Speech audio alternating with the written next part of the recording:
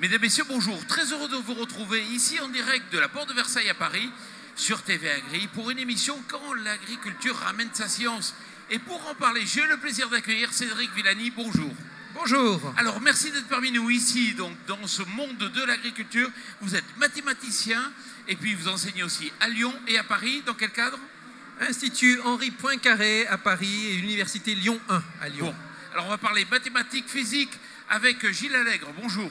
Bonjour Jean-Paul. Vous êtes enseignant-chercheur, vous, à Caen, et vous allez parler de physique avec nous. Voilà. De physique appliquée, on va dire. De physique appliquée d'électronique, vous avez raison.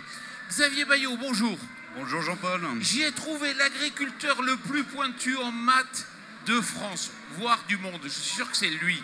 Alors lui, tout jeune, dans sa ferme, dans l'Eure-et-Loir, il modélisait le passage des planètes pour vérifier que, effectivement, la planète arrivait bien au bon endroit, au bon moment, au-dessus de sa ferme. C'est bien ça, les maths, pour vous, ça vous intéresse? Oui, j'aurais décrit ça un peu plus modestement, mais ça correspond un peu à ça, oui. Ouais, c'est vrai que la science, c'est quelque chose qui vous passionne. Oui, j'ai toujours aimé ça. Mon père était prof de physique, donc peut-être qu'il m'a transmis ça par les gènes, je ne sais pas. Bon, mais j'aime bien la science, oui. Et aujourd'hui, vous êtes agriculteur, vous avez une 60aine d'hectares, c'est ça? Oui, j'ai une 60aine d'hectares dans la Beauce, à côté de Chartres. Et votre revenu, il vient à la fois de l'agriculture, mais aussi de la modélisation. Oui, depuis 20 ans, je fais de la modélisation et j'ai trouvé des gens avec qui développer ces outils en relation avec les images satellites aujourd'hui, oui. Bon, Cédric Villani, vous avez eu la médaille Fields, c'est quasiment le Nobel des maths. Pourquoi il n'y a pas de Nobel des mathématiques? Alors vous savez peut-être qu'il y a une histoire qui circule selon laquelle entre Monsieur Nobel et un mathématicien suédois, il y avait une histoire de femme. L'histoire est fausse. On ne la démentit pas trop en mathématiques parce que ça alimente la légende du mathématicien séducteur, c'est pas si mauvais pour nous. Mais la vérité, c'est que Nobel, d'abord, il s'entendait pas très bien avec les mathématiciens. Lui, c'était un chimiste et puis il était beaucoup plus dans les applications. Il voyait pas tellement mathématiques comme une science participant au progrès de l'humanité. Maintenant, la question ne se pose plus. Il y a les exemples qui viennent d'être indiqués, mais il y a toutes sortes de sujets et d'innovations dans lesquels la mathématique se ramène, dans lesquels on ne peut pas se passer du formalisme mathématique. Et les maths, c'est génial parce que ça permet de comprendre, de découvrir, de voir l'invisible. C'est vrai que c'est très utile. C'est ça qui nous permet de comprendre l'univers dans lequel on est, aussi d'utiliser au quotidien un grand nombre d'outils comme ces micros par exemple. Pourquoi les maths, ça laisse des mauvais souvenirs dans la tête des écoliers? C'est mal enseigné? C'est plus ou moins bien enseigné, mais mathématiques, c'est dur à enseigner. Il ne faut surtout pas jeter la pierre aux profs de maths parce que la partie est difficile. Enseigner un cours de maths, c'est non seulement apprendre à faire des calculs juste bien comme il faut, mais c'est surtout apprendre à raisonner. C'est un changement de façon de penser, c'est aussi apprendre la culture. Où est-ce qu'on va voir de la mathématique dans le monde qui nous entoure? Comment on va le voir? Comment est-ce que c'est venu? C'est comme s'il y avait plusieurs cours dans un seul. C'est très dur à faire. Et ça demande avant tout beaucoup de motivation, de souci de transmettre cette motivation. Ici, on a vu dans le parcours que vous décriviez, c'est celui d'un jeune extrêmement motivé pour comprendre la curiosité, comprendre comment passent les planètes. Curiosité, c'est le moteur numéro 1 de progrès en mathématiques ou en sciences en général. Éveiller la curiosité, il n'y a pas de recette toute faite, ça ne s'apprend pas dans les livres, c'est quelque chose qui se pratique, qui s'entraîne, qui se découvre, qui se sent. Gilles Allègre, vous travaillez sur quel domaine, vous, d'activité de recherche? Là, en termes de recherche, j'ai travaillé dans un premier temps à l'École normale supérieure de Cachan sur la mesure à distance, la télémétrie laser, et dans les applications qu'on pouvait en faire pour la robotique mobile. Vous nourrissez beaucoup de mathématiques? Pardon?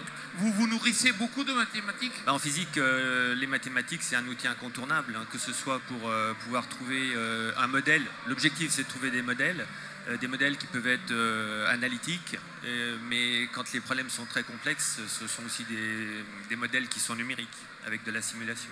D'accord. Les mathématiques, ça permet de réduire l'incertitude. Pour un agriculteur, l'incertitude, c'est quelque chose qui est important?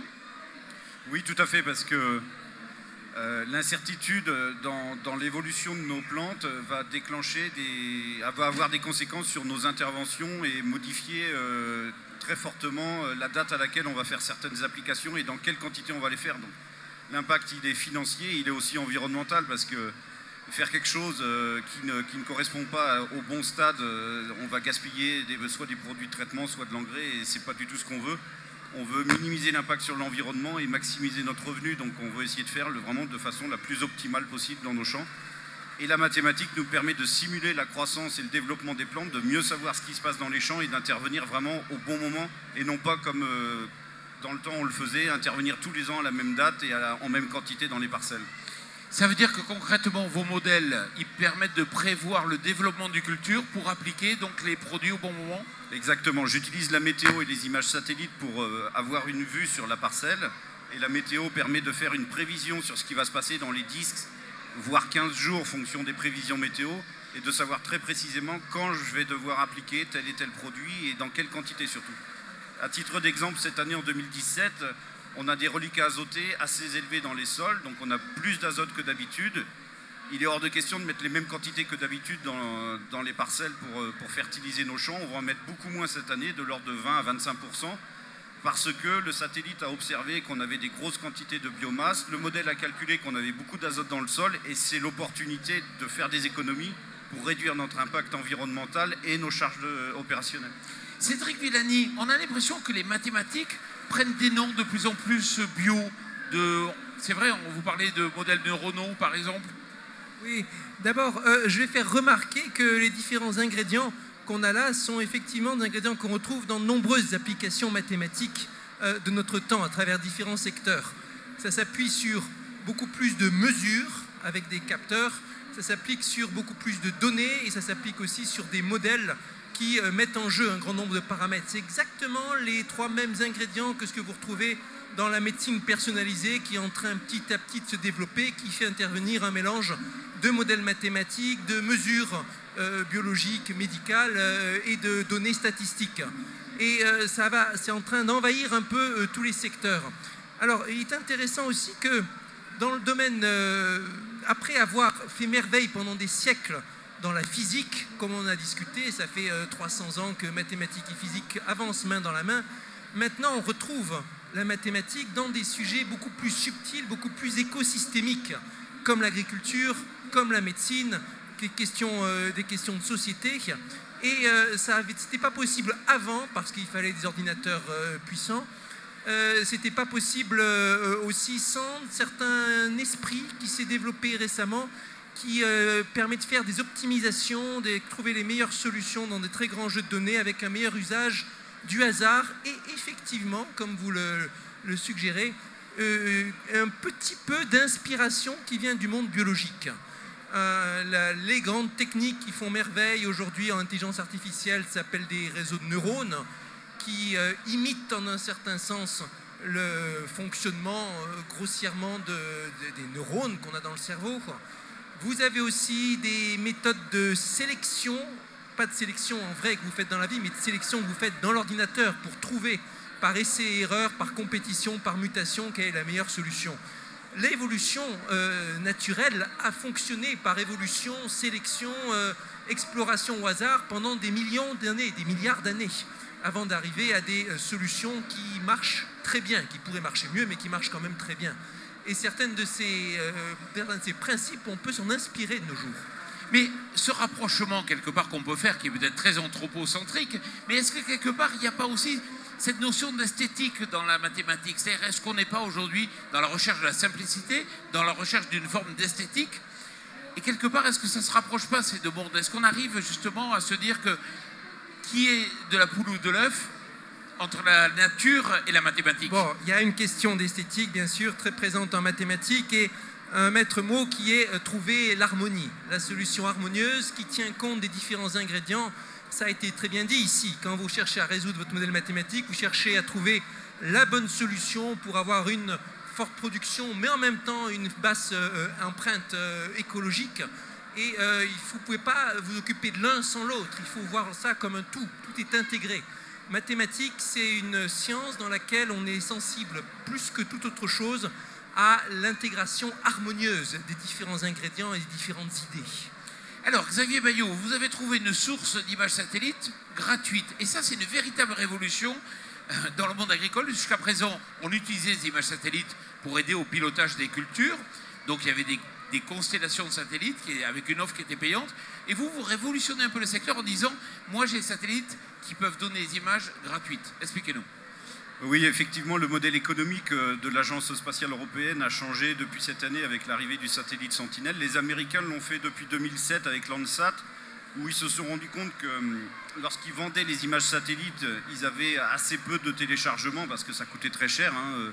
Pour vous donner un ordre d'idée, ne serait-ce qu'avec le satellite Spot, un carré de 60 km par 60, ça coûtait 8 000 €. Ah oui. Donc c'était quand même un modèle économique inabordable pour un agriculteur comme moi.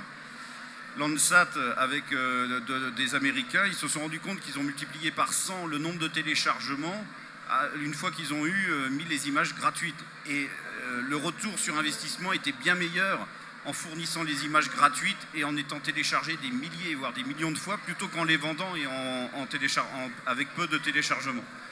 L'ESA a suivi ce modèle et c'est une très bonne chose parce que des gens comme moi qui n'ont pas les moyens de se payer des images satellites à 8 000 €, on peut mettre à contribution nos maigres compétences pour traiter ces images satellites et les faire parler.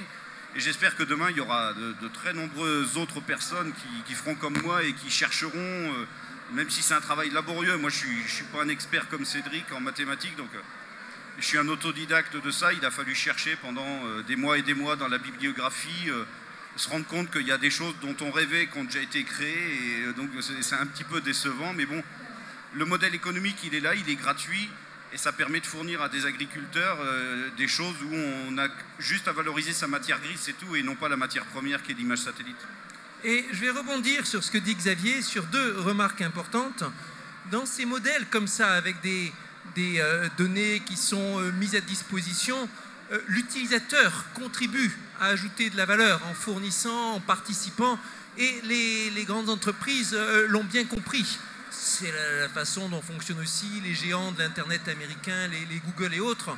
Et dans une époque où les données représentent une source de contrôle et de puissance, c'est important de savoir aussi à qui on confie ces données. Savoir s'il s'agit d'un modèle américain ou d'un modèle européen à qui on fait confiance, ça a de l'importance. Et ensuite, ça me mène à la deuxième remarque. Comme il l'a bien dit, l'ESA a fait un travail remarquable. L'un des fleurons de l'Europe. Ils sont meilleurs du monde dans leur partie. C'est eux qui sont allés sur la comète avec le robot Philae. Ils ont une action admirable vers le grand public. Aucun pays européen n'aurait pu faire ça tout seul. L'ensemble des pays européens bien coordonnés a fait des merveilles sur le dossier d'astronomie. Cédric, je ne sais pas comment c'est chez vous, ni Gilles comment c'est chez vous, mais quand vous avez chez Xavier, on a été tourné un sujet, il y a des bouquins de maths partout, il y a des ordinateurs. Mais les ordinateurs, ça vous limite aujourd'hui. Est-ce que l'ordinateur quantique est pour vous une espérance d'aller plus vite, plus loin? C'est fort possible, effectivement, parce que ces images satellites, comme dit Cédric, de l'ESA, elles sont extrêmement performantes. Mais qui dit performante dit avec beaucoup de détails et donc d'un volume absolument monstrueux. En ce moment, par exemple, je fais des traitements de nuages sur les matrices. Une image Sentinelle, c'est 120 millions de pixels multipliés par 13 longueurs d'onde, donc on dépasse le milliard de cellules à traiter. Donc on a des matrices en 3 dimensions.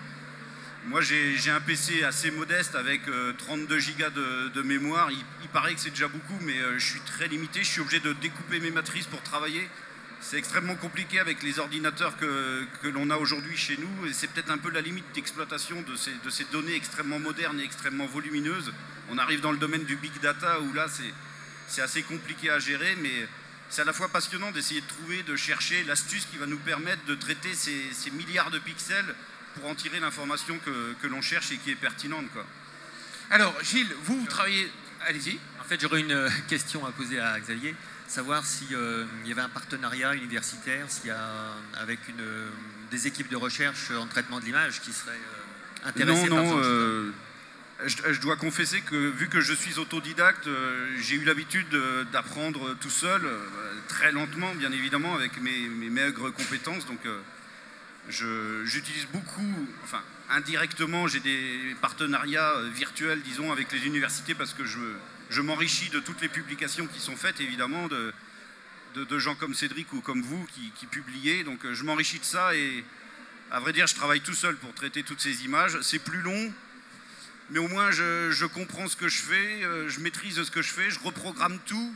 J'aime pas beaucoup utiliser des librairies MATLAB où tout est fait et où on comprend rien, comme les réseaux de neurones. Bon, puis de toute façon, je me suis aperçu que quand on prenait quelque chose qui avait été fait par un scientifique, ça correspond jamais exactement à ce qu'on veut. Donc il n'y a rien de tel que de reprogrammer soi-même. Alors je passe le plus clair de mon temps à corriger des bugs, à corriger des équations, à me rendre compte que je me suis trompé d'une unité, que j'ai multiplié par 10, que le résultat est faux. Donc c'est difficile à vivre. On vit souvent des échecs, des déboires. C'est long, c'est fastidieux, mais bon, au moins c'est passionnant, quoi. Et alors, ce qui est intéressant, c'est que Xavier n'a pas suivi le cursus universitaire, n'a pas les relations donc avec l'enseignement. Est-ce que justement, le domaine universitaire, vous allez chercher comme ça des autodidactes ou pas? Est-ce que ça existe, ces passerelles? C'est très rare, franchement. Là, je suis très admiratif de ce que nous raconte Xavier. Ce genre de profil est très rare, très méritoire. C'est vrai, c'est complètement vrai ce que vous dites. Quand on refait soi-même l'outil, on le comprend beaucoup mieux, on l'adapte mieux, et on a une maîtrise et une autonomie qui est incontestable. On met plus de temps, mais à la fin on maîtrise mieux. Je me souviens, ça me rappelle mon expérience de thèse, bien sûr. C'est pas vraiment comparable parce que j'étais pas autodidacte, mais au début, la thèse, le directeur de thèse, il fait attention de ne pas trop mâcher le travail, retrouve les choses par toi-même, c'est comme ça que tu comprendras mieux. Et là, je vois que vous avez appliqué ça de façon extraordinaire. Quelles sont les limites de la mathématique? Est-ce qu'on peut tout faire? Est-ce qu'on pourra tout faire demain avec la mathématique ou les mathématiques? Demain, non. Un jour, peut-être, mais il y a un certain nombre de limites. Il y a des limites qui sont dans l'explosion du nombre de possibles, dans le nombre de paramètres.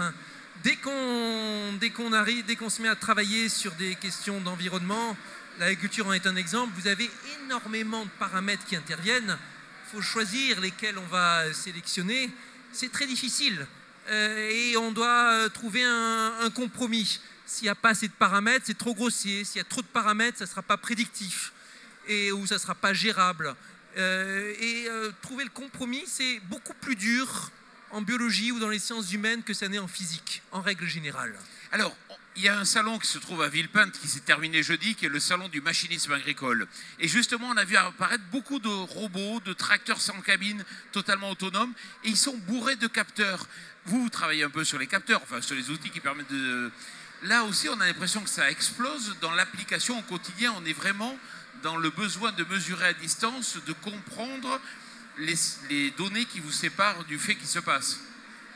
Oui, ben, tout est excessivement instrumenté maintenant. Il y a des capteurs dans pratiquement tous les objets intelligents qu'on trouve autour de soi. Les voitures, donc, notamment, les voitures, de plus en plus. Donc, au niveau de l'agriculture, évidemment, ça apporte un plus très important. Et même en maths, en agriculture, on ne parlait jamais de mathématiciens. On parlait d'agronomes, on parlait de biologistes, etc. Et là, on voit arriver les data scientists. Et on a longtemps dit, par exemple, à l'INRA, que l'INRA ne s'était pas doté de mathématiciens pendant très longtemps.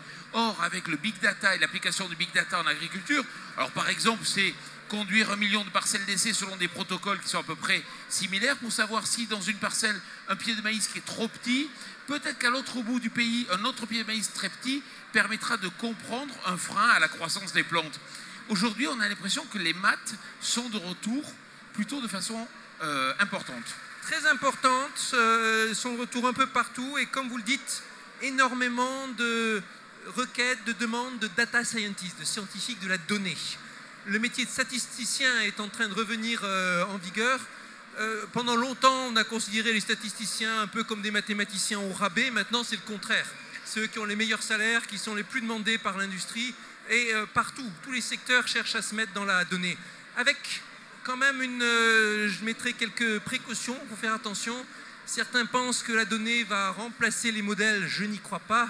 L'enjeu, c'est dans le mariage des modèles et des données.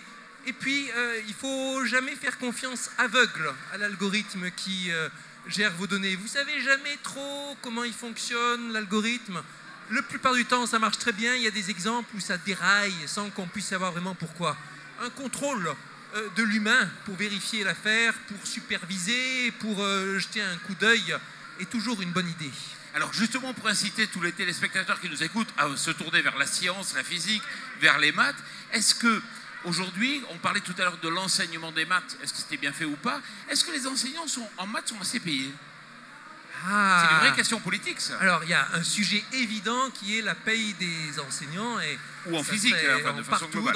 Dans toutes les disciplines. Et évidemment qu'il y a un grand enjeu, que ce soit par la paye ou par d'autres moyens, pour revaloriser le métier, la fonction d'enseignant. On s'est habitué ces dernières années à ce que l'enseignant soit celui ou celle sur qui on tape quand ça va mal et qu'on accuse de tous les maux. Mais il faut voir les choses. Si on n'a pas de bons enseignants, c'est toute la société qui va s'effondrer parce que nos jeunes, les générations futures, ne seront pas bien formées, ne seront pas curieuses, ne seront pas sur les bonnes technologies et sur le bon état d'esprit. Alors maintenant, en mathématiques, c'est particulièrement dur et il y a un défi particulier. Et c'est la discipline ces dernières années dans laquelle on a eu le plus de mal à recruter, dans laquelle on a vu des taux de remplissage les plus bas, avec pour conséquence une certaine instabilité des ressources humaines chez les enseignants de mathématiques. Peut-être qu'un jour, la société se dira, bon, faisons un effort particulier pour les enseignants en mathématiques parce que c'est un enjeu d'avenir, parce qu'on a du mal à en trouver, parce que les mathématiciens qui ont un bon niveau, ils préfèrent aller fonder leur start-up ou se faire embaucher dans le privé plutôt que d'aller enseigner. Peut-être qu'on se dira ça un jour.